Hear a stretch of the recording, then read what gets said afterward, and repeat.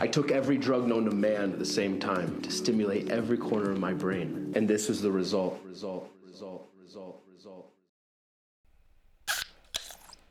Top of the morning to you, nerds. How you doing? I am your brother, Jay, the movie monk, the Bishop of Bull Moose, the Criterion choir boy, the father of FOMO out here, and I wanted to bring to you today a few films that I would recommend that you watch in this fine month of March. That's a foamy bitch. Firstly, we have to recognize that March Madness is currently going on. Right now, even as I record this, there's probably some NCAA basketball game going on that I should be gambling on, but I'm not. I should be watching it for my grandpa, because, man, he loved to watch NCAA. Big Kentucky fan.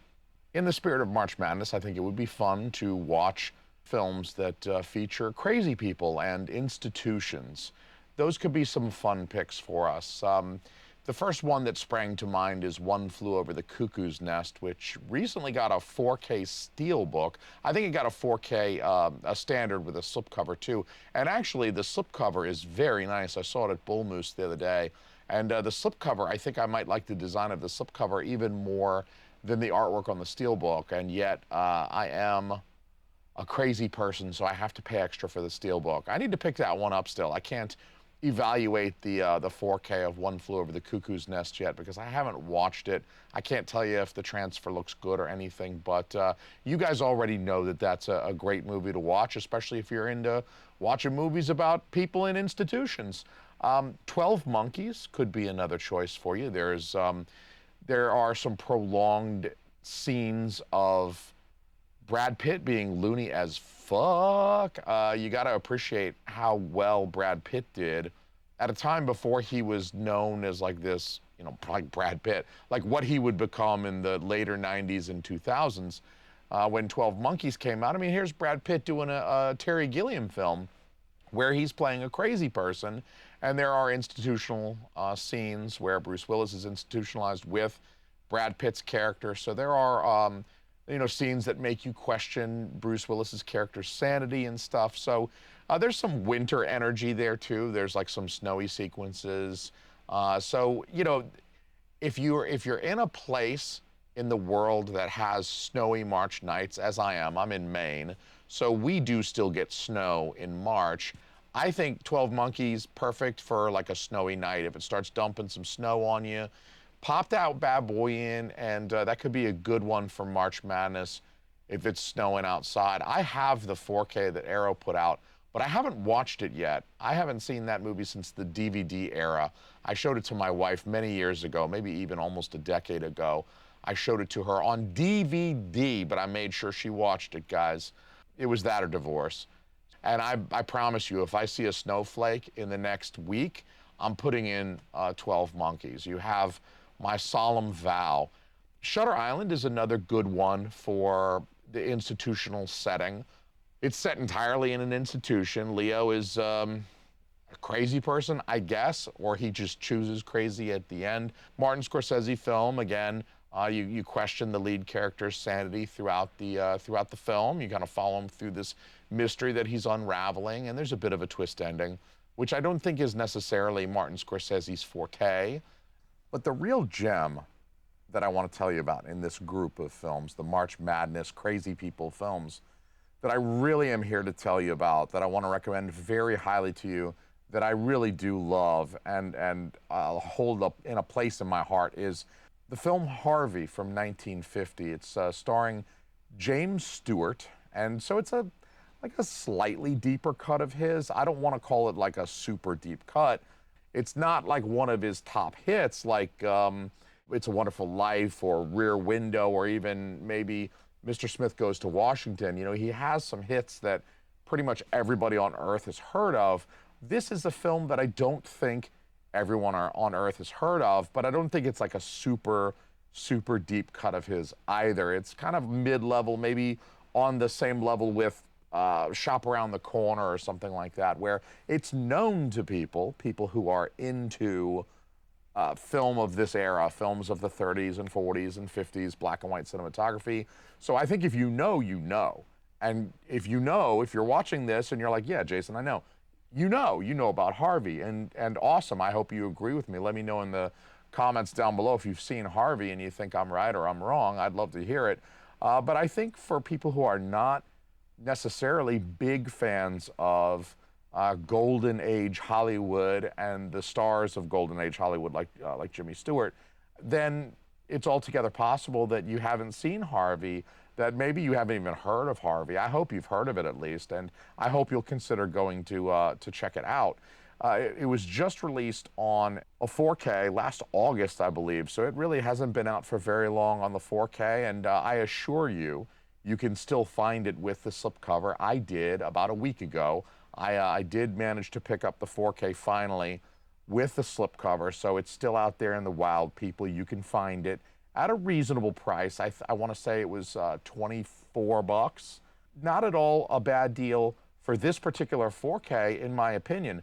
The 4K does look great. I thought it looked very, very good.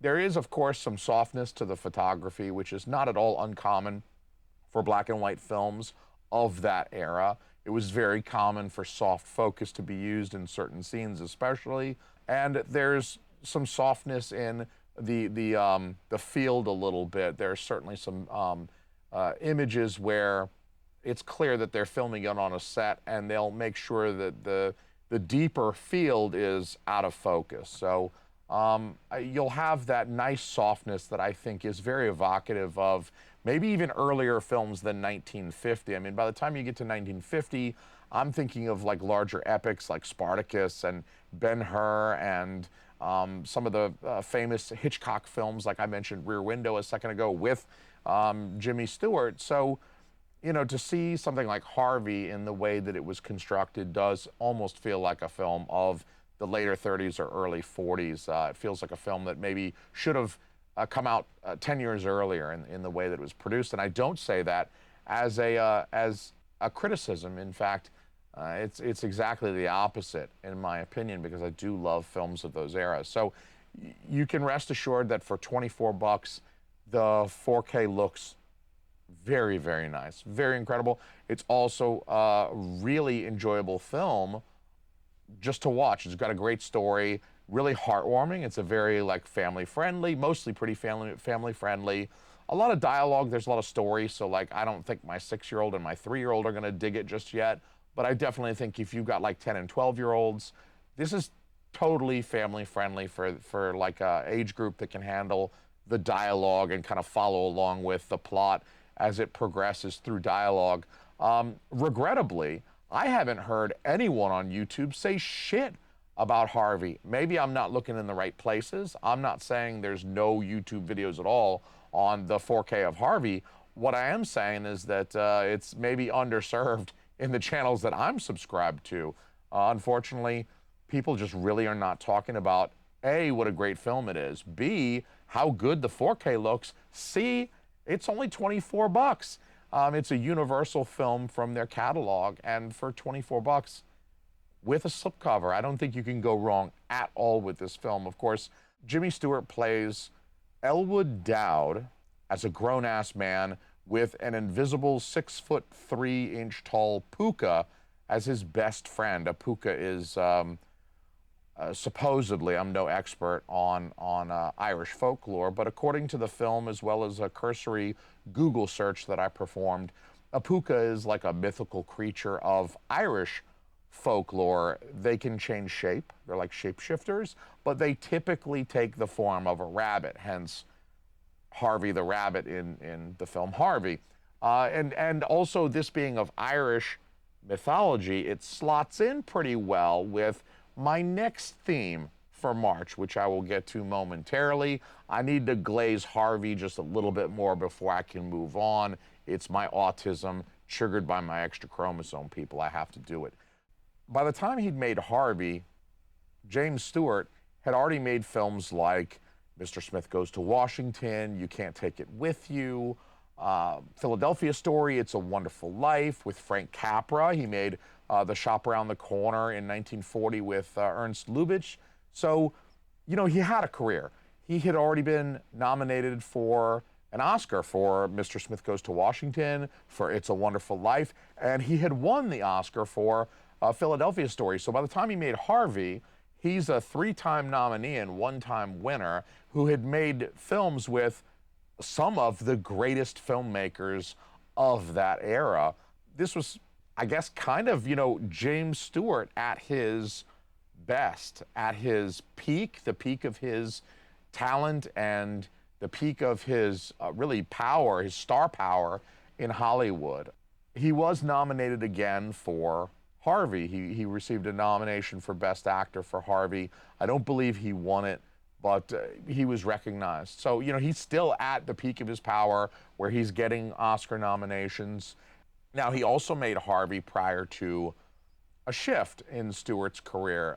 Jimmy Stewart would eventually get into a little bit more like darker films, more mature territory. He made some Westerns with Anthony Mann.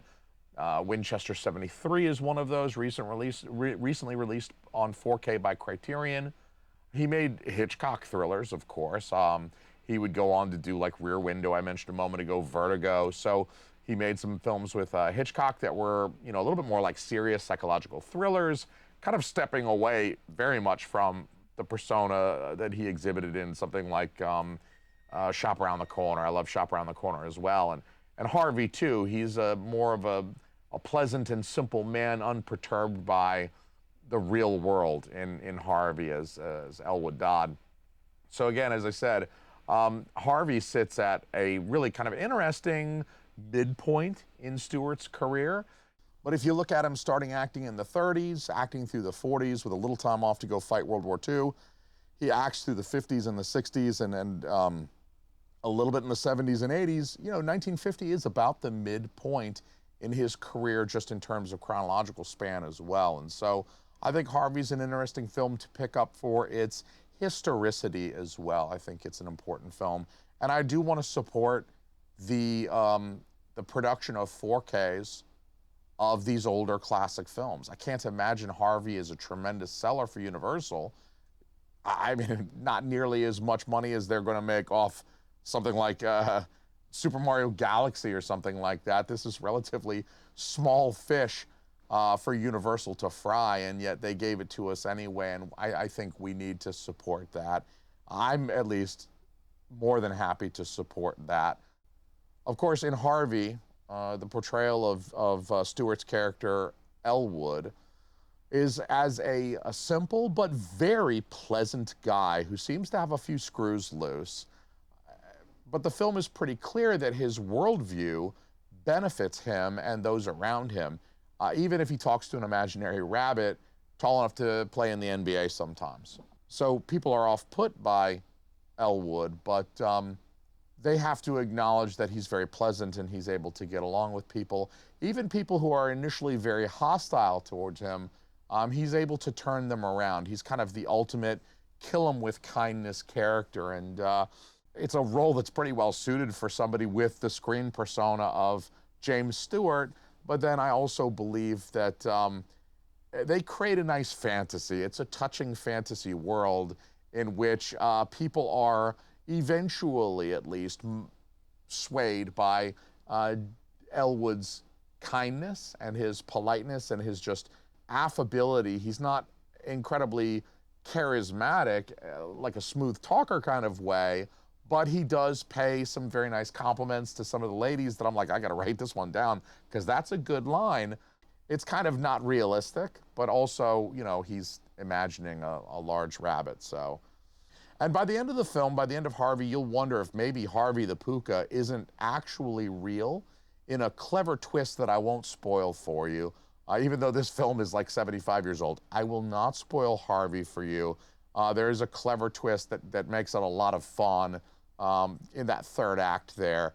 And, Jimmy Stewart also gives us some nice depth of character, and you'll learn that he's much more self-aware than you think initially.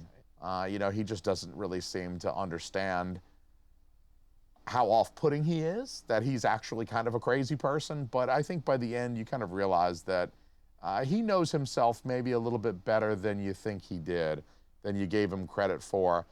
My only regret about Harvey is that it lacks a commentary track. Also, I will say they drink a lot in this movie. Like Harvey, the imaginary puka, and Elwood, the real crazy human being, they spend a lot of time at the bar. They go to the bar every damn day. They're drinking martinis into the evening. I'm telling you, I was very surprised for a 1950 film when the Hays production code was in full swing. These guys go to the bar a lot. There's a lot of dialogue. It's like, yeah, let's go to the bar. Let's meet at the bar. There's several scenes where they're in the bar and they're having the drinks. So it really is going to fit in well with this next group of recommendations that I'm about to make, because let's be real, the main attraction for March is St. Patrick's Day, St. Patty's. We on that drunken Irish shit in March, son. Yeah, I even got my Irish beer here. You think I like Guinness? Hell no, I don't. I don't like this at all. I'm only drinking this shit because it's Irish. Look at that. It says Ireland on it, all right? Damn it, it says Dublin. This is the one time you're gonna catch me drinking this swill. That's not good at all, but I'm wearing my green shirt. I'm drinking my Irish beer. Ain't nobody pinching me today. So get your bowl of Lucky Charms and pour some Killian's Irish Red on that bitch.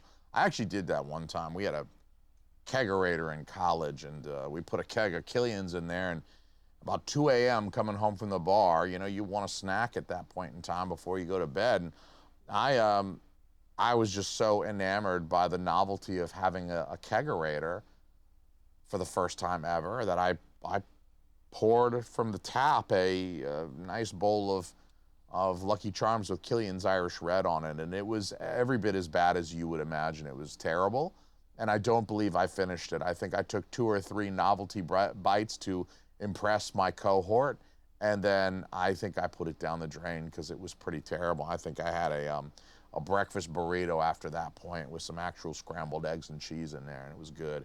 Leprechaun was just released, I think maybe even today, by Lionsgate Limited. Maybe you want to pop in the DVD of Leprechaun 4 or whatever. By all means, this is a great time of year to watch a Leprechaun film, and I certainly won't judge you. If you're watching a Leprechaun film and you're drinking a lot of these till late in the evening, you absolutely have my blessing. Go forth, my son, and fuck shit up. That sounds like fun. I might come over for that. You could also watch The Irishman. Is a little bit more of a heavy, another Martin Scorsese recommendation. I said Shutter Island earlier. The Irishman is a good one that you can watch for St. Patrick's Day. You're gonna be so intoxicated, you're gonna throw up in the back of an Uber, I promise you. Road to Perdition is another Irish crime movie.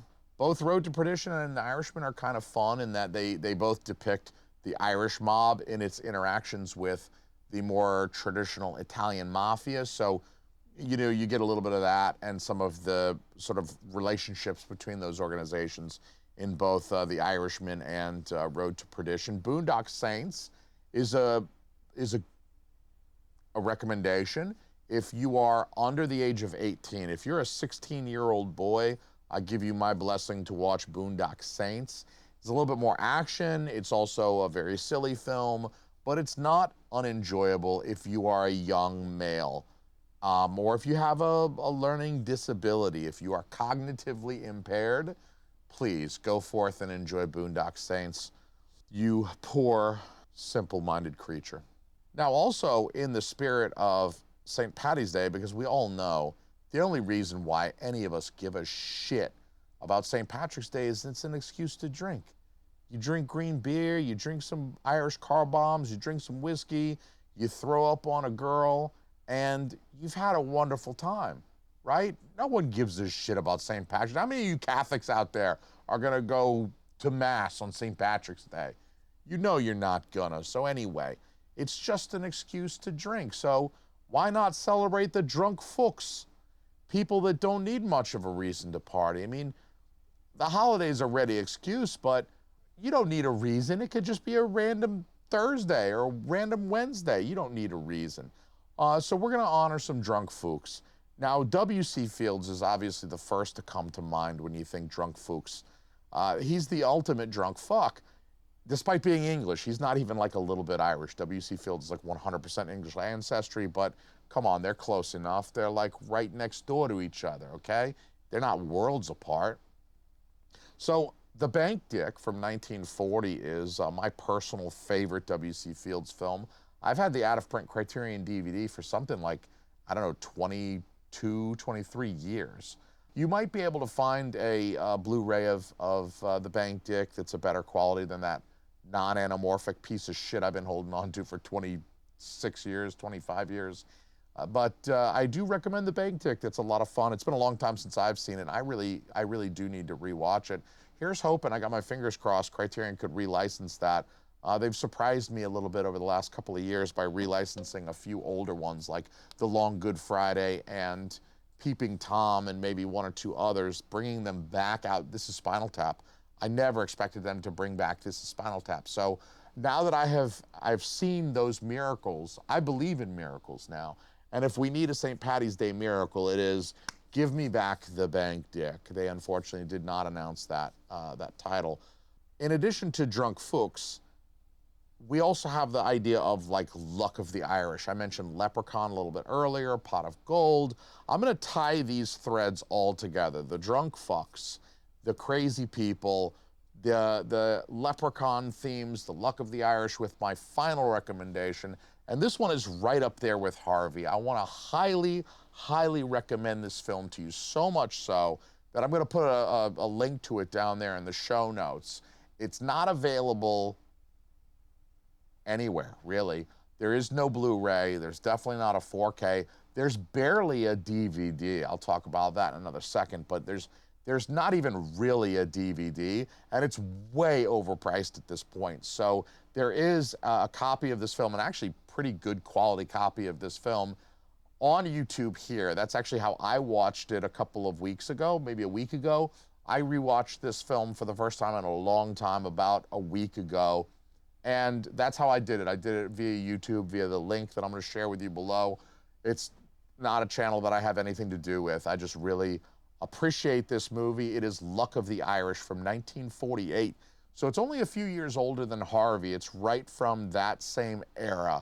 And it's a similar film in terms of the cinematography. It is, you know, again, another 4:3 aspect ratio with black and white cinematography. And it is another film that is just unendingly charming. In Luck of the Irish, a young journalist meets a hot Irish broad, and her dad is an innkeeper. He's over there in Ireland. He's doing some journalism work over there. He meets the hot Irish broad.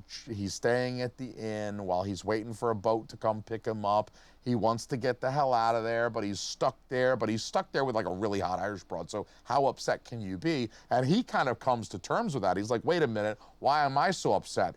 This hot young Irish broad wants to talk with me and go on walks and show me the island and stuff. What do I got to be upset about? He's smart, at least. He's an American Irishman. He's our main character is Irish by descent, but he is, I don't know, like second or third generation American. So, you know, he gets along with the Irish people pretty well. They recognize him as kind of their cousin from across the seas. And her, you know, her dad and the other Irish folks are just as hopeless of drunks as you'd really hope for them to be. Like from old Irishmen, you just, yes, they're drinking whiskey after the lights are out and everyone's asleep, and then leaving it out for the leprechaun on the porch. You know, pour one out for the dead homies, except the Irish version, leave one out for the leprechaun so he doesn't turn your testicles into gold doubloons or whatever they do.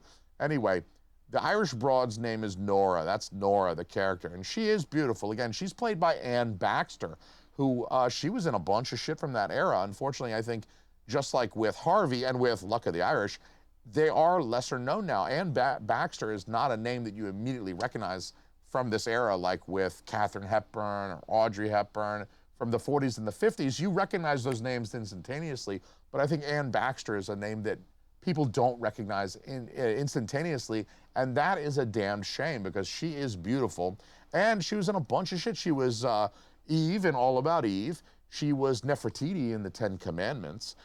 She was in a lesser discussed Hitchcock film, one of Hitchcock's more deep cuts called I Confess. She won an Academy Award for her performance in The Razor's Edge just a couple of years before she made Luck of the Irish. So by the time Anne Baxter is playing Nora in Luck of the Irish. She's already an Academy Award winner as well. This movie should be much bigger than it really is because it is such an enjoyable film. Tyrone Power plays the main character. And can you believe they used to name white guys Tyrone back in the 40s? That's wild to me. Or the 30s, you know, whenever he was born. He was probably born in the 20s, right? So he's born in like 1920, and they named white guys Tyrone back then. I can't believe it. It's incredible. But, you know, Tyrone Power was huge back then, too. He was also in The Razor's Edge. You know, this is not even his first film with Anne Baxter. And so despite the relative star power of Luck of the Irish, for that time, somehow this film didn't manage to enter like the classic canon of like romantic comedies, because it's really a great film, and it's a really great romantic comedy film if you like that kind of thing and you like this era. The Luck of the Irish feels like a film that was custom made for me, because I'm all about The Awful Truth and Arsenic and Old Lace and all of these films, and I feel like if you like those films, if you like Awful Truth, if you like My Man Godfrey, yes, this is not a screwball film. This is about a decade, 8 years after the screwball period. But if you do like those kind of very funny, very witty romantic comedies, you're gonna love Luck of the Irish, and I have to recommend it very, very highly. It's really a damn shame that it's not available on a nicer Blu-ray. Please, Jesus, give us a 4K. I mean, Tyrone Power has a pretty enduring legacy, at least. You know, he's on the cover of one of the Beatles albums. I think people tend to recognize the name of Tyrone Power, at least. I mean, he's a white guy named Tyrone. He's got some legacy, and it's just wild that this film was never released outside of a $75 double feature DVD. So it's the DVD's $75 now for 2 movies on DVD. It's ridiculous. No Blu-ray, like I said, and it's just a damn shame because it's such a fun little movie. The Leprechaun thing, it sounds kind of cheesy. Like, yeah, there is a leprechaun in this movie. I know I said he left booze out for the leprechaun. There is a leprechaun in this film, and Tyrone Power's character does befriend the leprechaun unexpectedly, and you think, oh, this is just gonna be so stupid. It's got a leprechaun in it. But they do such a good job with it. They make him kind of like a human leprechaun. He's not like a little teeny, you know, he's not like trying to get the Lucky Charms or whatever, right? Like, he's still kind of a normal dude despite being a leprechaun. He very much passes as a normal human being, and his presence in the film does really give it like some excellent levity. He's good for some comedy, some physical comedy, some pratfalls with both him and Tyrone Power. There's some recurring gags with Tyrone Power slamming the door and the different things falling off the wall and breaking, and he's like trying to catch them, but he catches the wrong one and the other one falls off and breaks. And so there's some really like kind of fun physical comedy in this as well. I feel like Luck of the Irish is single-handedly responsible for every Irish stereotype that we know and love today. There's an Irish wedding in this film that turns into a drunken pub brawl. It's amazing. Of course, the Irish people are getting married inside a bar, and then of course, they're all shit hammered, so a fight breaks out. What do you expect? These are Irishmen after all. It's Luck of the Irish. It is St. Paddy's Day. I gotta highly recommend it. If you don't click that link down there, you're doing yourself a disservice. Son, it's such a charming film. It might get some play on TCM or something, maybe, I don't know. But I'm really just hoping for like, give me a 4K with a dignified slipcover for this film filled with Irish stereotypes. Please, would you please? So those are the films that I've brought to you for your viewing pleasure in the month of March. And I hope that you will watch some of them. I hope you will enjoy some of them. I hope you'll let me know in the comments below. Have you seen Luck of the Irish from 1948? Am I a crazy person? Is Anne Baxter as hot as I think she is? I think she's very attractive in that film. She's very pretty in that film. I really want you to go watch Harvey and Luck of the Irish. Let me know. If you do, come back here and let me know, please. I want to congratulate every one of you big brain giga chads out there who have seen these 2 films and enjoy these 2 films. I want to pat you on the back, and I want to assure you of your moral superiority as cinephiles. Anyway, I also want to acknowledge the superiority of these individuals here for doing the right thing. Thank you very much. I drink this festive Irish beer the rest of it, what's left of it, which is a lot. I hate these things. There's a ton left. But I drink the rest of this, and I hate this stuff, but I drink it in your honor to you fine people and those of you out there who watched the entirety of this video. Please have a happy St. Patrick's Day. It's a Tuesday, guys. You can't get that hammered, all right?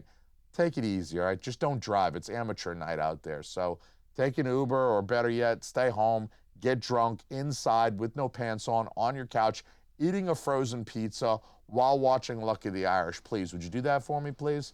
Have a great evening. I love you, people. Peace. You are physically repulsive, intellectually retarded, you're morally reprehensible, vulgar, insensitive, selfish, stupid. You have no taste, a lousy sense of humor, and you smell.